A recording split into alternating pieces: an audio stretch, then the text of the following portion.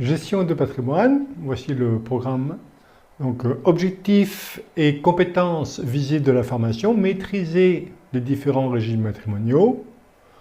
Également, les aspects du démembrement de propriété et ceux de la transmission du patrimoine. Donc, la formation comprend 3 grandes parties. 1. Le régime matrimonial avec union libre, PACS et les différents contrats de mariage. Le démembrement de propriété et les règles civiles et fiscales de la transmission de patrimoine. Voici le plan détaillé que je propose. Donc les régimes matrimoniaux, 1. L'union libre, les relations pécuniaires, financières entre les concubins, le logement des concubins, les droits du concubin survivant sur la succession, la séparation, les conséquences financières.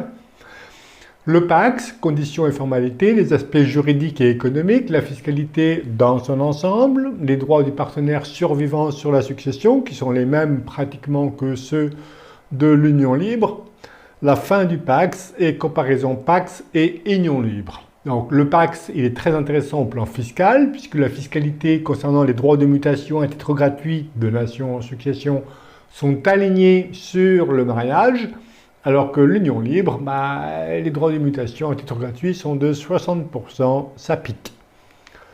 Et troisième partie, les contrats de mariage vus d'ensemble, le régime primaire qui s'impose à tous les régimes matrimoniaux, donc les différents régimes, l'aménagement du régime, les clauses possibles, donc on verra un panorama de toutes les clauses possibles, la modification, le changement du régime, le divorce, le décès, la situation du conjoint survivant, les droits notamment légaux du conjoint survivant, la liquidation de la communauté et le mariage en Union européenne et la prestation compensatoire. Voilà. Comment éviter la prestation compensatoire en cas de divorce. Deuxième partie, le démembrement de propriété, aspect juridique, les formes du démembrement de propriété, l'origine et la fin du démembrement de propriété. En principe, l'usufruit, il est viager, mais il peut être prévu pour une durée convenue à l'avance.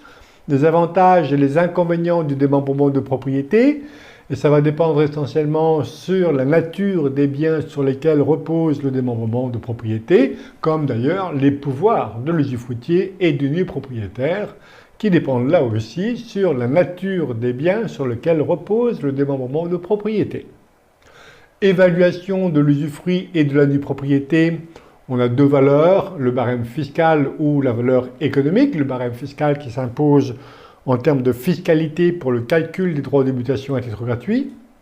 Donc on verra le barème fiscal, l'article 669 du Code général des impôts, la valeur économique, l'actualisation de flux futurs, et on comparera le barème fiscal et la valeur économique, et on comprendra mieux pourquoi certains spécialistes prône de recourir à la valeur économique pour réaliser des économies fiscales.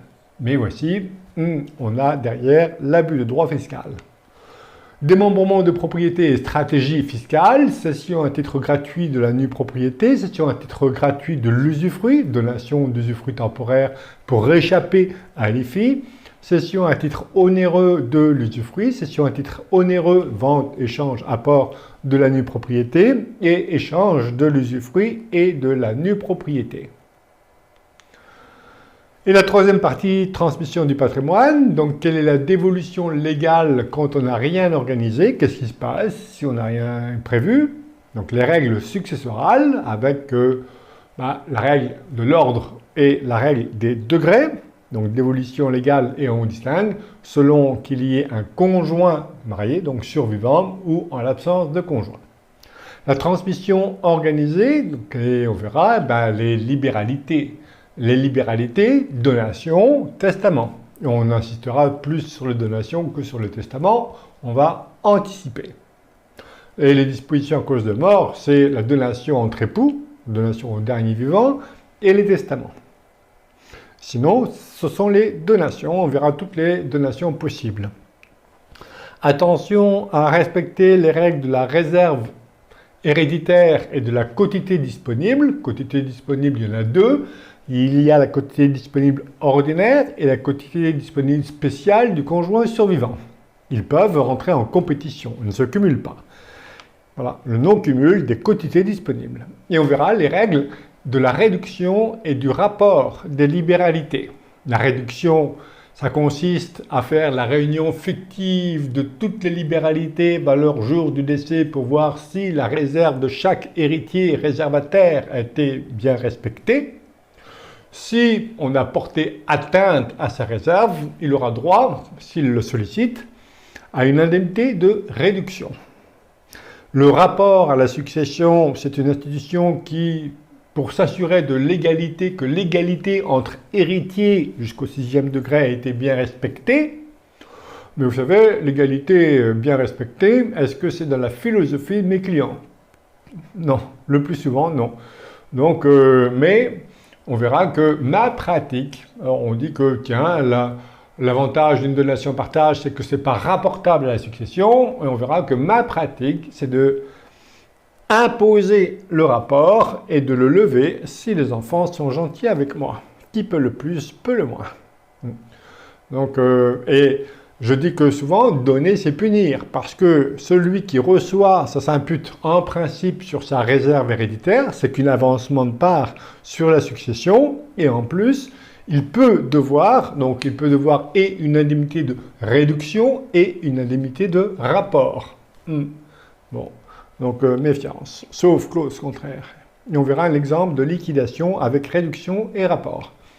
Et on terminera par la fiscalité des donations et des successions, et on évoquera également, bien sûr, le pacte du travail de transmission d'entreprise.